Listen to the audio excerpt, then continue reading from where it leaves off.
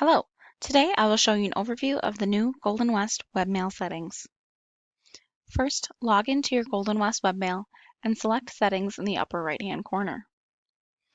Then, select Preferences and Mailbox View.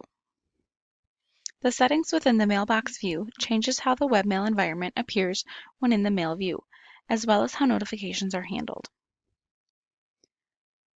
First, under Main Options, you see Layout.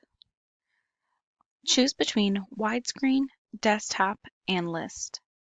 This will change how your mail view appears. Mark messages as read. Apply a delay between viewing the message and marking it as read. On request for return receipt. This option controls the behavior when the message you received has a return receipt associated with it. Expand message threads. When listing messages in threads, this option controls how conversation groups are expanded in the list. Rows per page.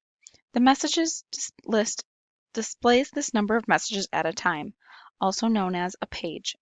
Increasing this number may result in longer loading times when opening a mailbox folder. Under New Messages, you can check all folders for new messages. By default, only the inbox is checked for new messages.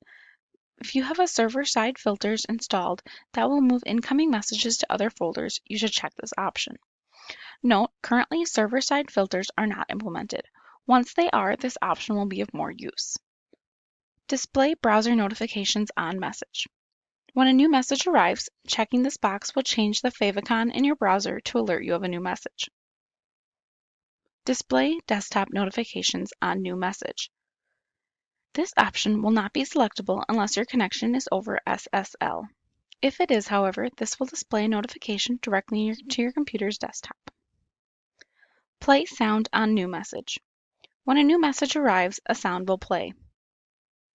Close desktop notification. How long the desktop notification will stay on screen. If your connection is not over SSL, this option will be hidden. For more information on this and other webmail features, visit goldenwest.com/webmail.